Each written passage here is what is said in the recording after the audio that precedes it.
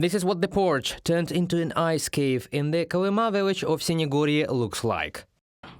Это нормально? Is this normal? Everything is frozen. Everything. It's extremely cold. 10,000 people remain without heating in Lipetsk. Another 40,000 residents have no electricity. March reports. The governor of the Lipetsk region comments on the situation in Russian tradition. I quote, "The situation is difficult, but controllable." With the complete lack of transparency of anything in the country, we don't know what the consequences are. Maybe a lot of people have already died, as it usually happens in such situations, because not everyone has good health in Russia, especially now. And where there is no electricity, this can even affect hospitals and clinics. On January 11th, a major utility accident occurred in Novosibirsk, as a result of which about 400 buildings were left without heating. Residents of dozens of multi-story buildings on the left bank of the city have been left without heating for almost a week, reports Sibir Reali. The temperature outside reaches 20 degrees below zero.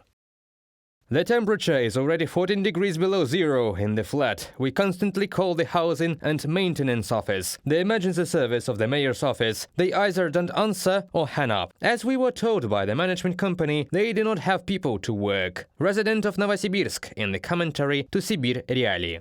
Patients and hospital staff in Novosibirsk, Kostroma region and Penza are complaining about cold indoors. Patients have to wear hats and jackets, and in some hospitals doctors have cancelled operations.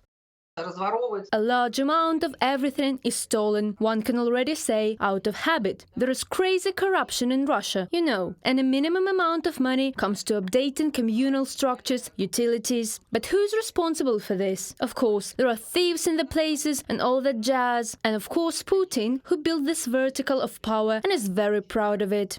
Residents of several settlements in Karelia are also freezing without heating, and Sergei Shoigu's department is to blame for this. As Obos.ua reports, citing its own sources, dozens of boiler houses in Karelia are operated by units of the Housing and Communal Services Department, subordinate to the Russian Ministry of Defense. There they decided to save on solid fuel, and instead of firewood they purchased waterlogged frozen coal dust. Officials of Karelia recognize the problem with freezing risers and offer residents to insulate their basements and pipes themselves. Due to endless outbursts and failures of heating communications, several criminal cases have already been opened in Russia. But this does not save the situation. After all, the money that could have gone, including to replace old pipes, is used to finance the war against Ukraine. Forbes calculated that the shelling of Kyiv on January 2nd alone cost Moscow $620 million.